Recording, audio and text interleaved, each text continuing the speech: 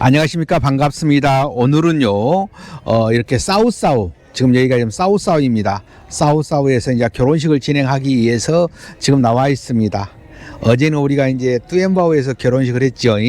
어제 이제 처음으로, 먼저 결혼하신 분이 이제 뚜엠바오에서 결혼을 하게 됐고요. 지금 두 번째로 결혼을 하고 계신 분이 지금 요 싸우싸우에서 지금 결혼식을 진행하고 있습니다. 이제 이렇게 결혼식을 진행하신 분들도 처음에 들어오실 때는 이렇게 이제 서류를 준비해 가지고 혼인관계증명, 범죄, 건강, 직업이 서류를 준비해 가지고 우리가 이제 보내주라는 것으로 보내줘 가지고 이렇게 번역 공증해 가지고 이쪽으로 오게 되거든요. 그때 이제 100만 원을 입금해 주셔 가지고 맞선 본 다음에 마음에 든 사람이 있었을 때 그렇게 결혼을 진행한 거라고 제가 말씀을 드렸죠. 똑같은 상황이라고 보십니다. 이 중에서 이 두 분 중에서 한 분은 이렇게 먼저 이렇게 신부 사진을 받아본 경우가 있었어요. 그래서 이제 실제로 이제 만나보고 진짜 자기 이상형이 아니라고 생각했던 것 같아요. 그래서 뭔가가 좀 부족해서 신랑이 원하는 대로 충족을 시켜주지 못해가지고 다른 사람하고 맞선을 봐서 다시 진행했습니다. 그래서 이제 그렇게 이제 봐가지고 진짜 마음에 든 사람이 있어서 이제 결혼을 진행하게 됐던 것이지요. 그리고 이제 처음에 이제 100만 원 이제 입금하고 들어와서 진짜 마음에 든 사람이 있으면 그렇게 결혼을 진행한다. 이렇게 말씀을 드렸는데 총 비용은 1,140만 원입니다. 1,140만 원인데 그 1,140만 원 내서 이제 100만 원 입금하는 금액 그리고 이제 항공권 끊고 들어오지 않겠습니까? 그 항공권을 끊고 들어왔을 때 그 항공권도 50만 원까지 지원을 해줍니다. 그래서 그 돈하고 100만 원 입금한 거 그 돈하고 뺀 나머지 금액을 이렇게 정산하는 것이죠. 그리고 이제 결혼식을 진행하는 그런 시스템이라 이렇게 보시면 됩니다. 이것은 제가 늘상 말씀해드리지만은 신랑에 대해서 큰 부담을 주지 않게 하기 위해서 지금 이런 식으로 하고 있는 거예요. 왜냐하면 신랑이 처음부터 회사에 많은 돈을 지불하게 되면 부담이 가지 않겠습니까? 그래서 그 부담을 조금이라도 줄어들게 하기 위해서 지금 그렇게 하고 있는 것이죠. 그래서 이제 신랑들이 왔을 때 그야말로 여행으로 온 것 같은 그런 편안한 마음에서 맞선을 보고 진짜 마음에 든 여성이 있지 않았을 때는 결혼을 진행하지 않고 돌아가도 괜찮다라는 그런 마음을 갖게끔 하기 위해서 그렇게 하고 있는 것입니다. 그래서 이제 처음부터 이렇게 회사에다 돈을 입금을 많이 해버리면 상당히 부담스러운 경우가 생겨요. 그래서 제가 이제 처음에 이걸 이제 시작했었을 때 100만 원 맞선 여행 이렇게 했었습니다. 편안하게 들어와서 맞선 보고 진짜 마음에 든 사람이 있으면은 결혼하고 마음에 든 사람이 없으면은 그야말로 100만 원 그냥 소비했다라고 생각하면 된다. 이런 의미에서 그렇게 100만 원 맞선 여행이라고 그렇게 했었던 것입니다. 근데 지금은 여러 군데에서 그렇게 하고는 있더라고요. 그래도 이제 뭐 시스템은 좀씩 틀리거든요. 그래서 지금 우리는 한 가지 이제 딱 있어요. 이제 상담을 하게 되면은 제일 먼저 물어보는 게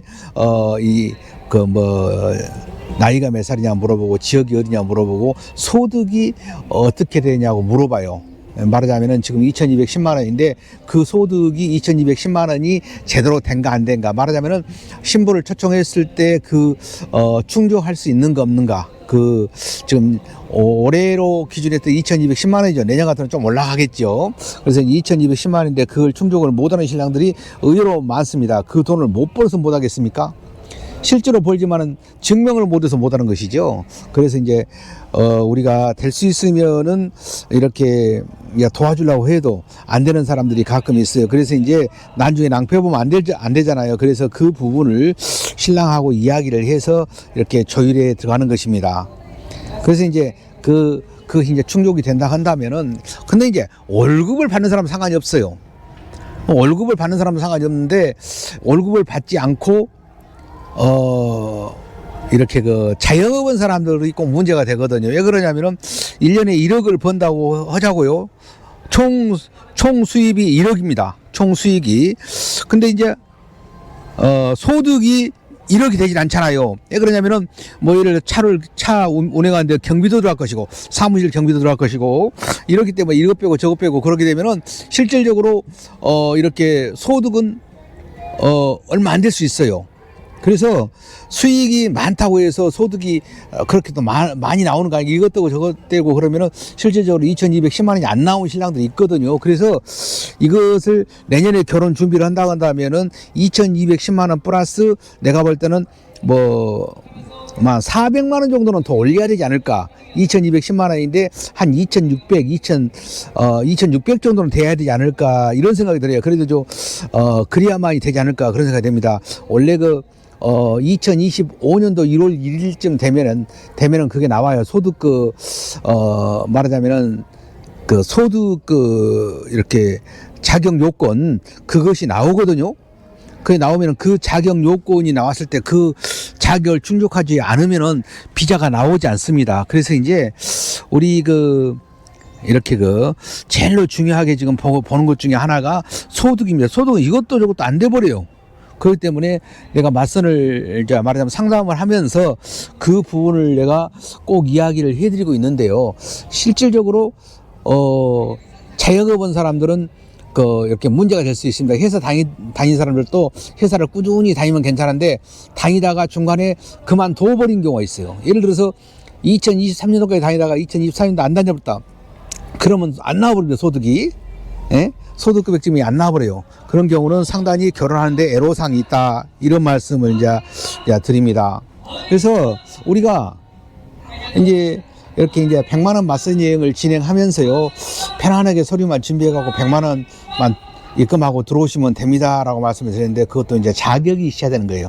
말하자면 결혼할 수 있는 자격이 있어야만이 가능한 것이지 자격이 되기도 하는데 맞선 받고 되지 않지 않습니까? 그래서 이제 그것을 말씀을 드리고요. 그리고 이제 맞선을 보면서도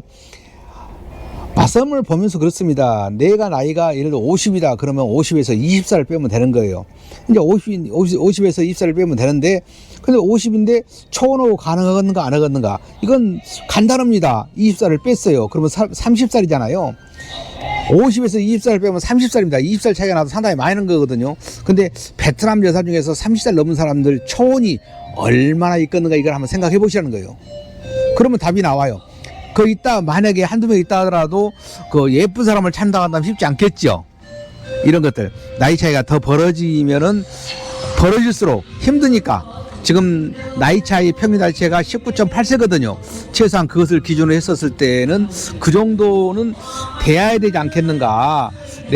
그런 생각이 드는 거예요. 그래서 지금까지 상담을 하면서 그걸 기준으로 해서 말씀을 드리거든요. 어떤 사람들은 나 지금 얘도 있고, 부모님도 모시는데 초혼을 만나고 싶다. 원하는 것은 자유롭게 할 수 있죠. 내가 못 만나겠습니까? 내가 만난다, 그런 사람을 만나고 싶은 그런 희망을 얼마든지 가질 수 있으나 현실적으로 부딪히게 되면은 상당히 어려운 상황이 닥칠 수가 있거든요. 왜냐면은 부모 모시는 게 힘들잖아요. 부모 모시기 힘든데 또 자식까지 있고 나는 재혼인데 초혼을 만나고 싶다? 그런 경우 힘들잖아요. 그러니까 그런 경우도 이렇게 한번 이제 전체적으로 이제 흩어져서 보면 돼요. 그리고 이제 아까도 말씀드렸는데 30살 넘은 사람 초혼이 얼마나 될까요? 많이 있으면 한두 명 있지 않겠습니까? 그냥 인물 안 따지고 초혼만 결혼한다고 한다면 가능할 수 있을 것입니다. 그러나 이제 그중에서 남자들은 다 그러잖아요. 될 수 있는 사람은 예쁜 사람을 찾지 않습니까? 그래서 예쁜 사람을 찾는데 그 예쁜 사람이 과연 얼마나 있겠느냐는 거예요. 그런 내가 이쁘면 다른 사람 다 예쁘거든요. 그러니까 그런 것을 현실적으로 받아들일 필요가 있다. 근데 만약에 예쁜 사람을 찾았는데 이 초혼하다 보니까 인물이 떨어져요. 그러면은 재혼도 같이 이제 터서 보면은 좀 더 유리합니다. 그래서 이제 우리가 이제 드리는 거죠. 그래서 이제 그와 같은 것은 우리가 이렇게 이제 알려드리는 거예요.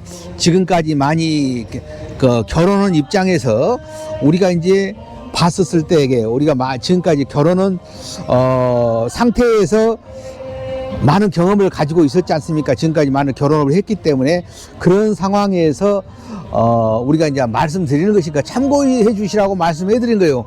그래서 이제 우리가 말한 것들을, 제가 말씀드린 것들을 100% 이렇게 다 이렇게 그대로는 할 필요는 없어요. 그러나 굉장히 중요한 것 중에 하나가 그것이더라. 그렇다 이제 뭐 더도 뭐 다른 사람보다 특출나게 할 필요가 뭐가 있습니까? 그냥 평균치만 따라가면 그 대장인 거예요. 그리고 한국이나 잘 사는 거예요. 대장인 겁니다. 굉장히 무리수 더 가지고 한국에서 못 살면 굉장히 힘들잖아요. 그래서 그런 것들을 계속해서 말씀을 이제 해드리고 있어요. 실질적으로 뭐 잘 살려고 다 결혼하고 예쁜 사람하고 잘 살려고 결혼하겠죠. 그러나 무리수가 따르면은 그만큼 힘들어요. 잘 사는데. 예. 그만큼 사랑만 갖고는 안 되거든요. 그게 따르는 모든 것들도 갖춰져야 되기 때문에 상당히 쉽지 않아요. 나는 사랑하는데 신부가 나를 사랑하지 않는다면 잘 살 수 있겠습니까? 쉽지 않습니다. 그래서 이제 나이 차이라든가 그리고 이제 옆에 환경 같은 것도 이렇게 봐가면서 할 필요성이 있다. 이렇게 볼 필요가 있습니다. 오늘 또 내가 처갓집을 다녀왔었는데 그분도 나이가 53입니다. 근데 이제 여자 나이는 37이죠. 37. 그래서 두 분 나이 차이 16살 차이 나는데 여자도 얘가 있고 남자도 얘가 있습니다. 신랑도 능력도 있어요. 재산이 20억 정도 되니까요. 그런데 이제 현실적으로 이렇게 잘 살 수 있는 여성으로 이렇게 만나갖고 결혼을 해서 너무너무 좋아하는 걸 봤었을 때, 이렇게, 그렇게 이제 맞을 수 있는 사람, 그런 사람들하고 하면 좋다. 이런 말씀을 드립니다. 그래서 우리가 이제 보면은 오늘 또 이제 처갓집에 갔는데 그 신랑이 그 신부 얘기를 굉장히 이렇게 말하자면 마음에서 우러나가지고 신부 얘기를 막 이렇게 챙기고 그러던 것을 봤을 때 앞으로는 잘 살 수 있겠구나 이런 생각이 들었습니다. 그래서 이제 실질적으로 어떤 사람들은 내가 재혼을 하면은 한국에서 뭐하러 베트남까지 가 재혼하나 이러신 분들도 계셔요. 그러나 그것은 잘 모르시는 말씀이다. 한국에서 재혼을 하게 되면은요, 그냥 재혼하지 않습니다. 집을 한 채 해주라. 아니면 통장으로, 돈을 몇 억을 집어 넣어주라. 아니면 애기 앞으로, 이렇게, 앞으로 책임질 수 있게끔 뭐 보장을 해주라. 이렇게 합니다. 그런 조건이 따르기 때문에 쉽지 않습니다. 그러나 베트남은 그 정도는 아니지 않습니까? 그래서 이제, 그런 것들을 따져 가면서, 비교해 가면서 이렇게 선택하면은 많은 도움이 될 것이다. 이런 의미에서 오늘 제가 말씀을 드렸고, 우리 퍼펙트하고 결혼하기 위해서는 제일 쉬운 게 이렇게 혼인관계증명, 범죄, 건강, 직업 이 4가지 서류를 준비한 다음에 100만 원만 입금하고 들어와서 맞선 본 다음에 진짜 마음에 든 사람이 있었을 때 그때 계약하면 된다. 이것을 오늘 주제로 해서 말씀을 해드렸습니다. 감사합니다.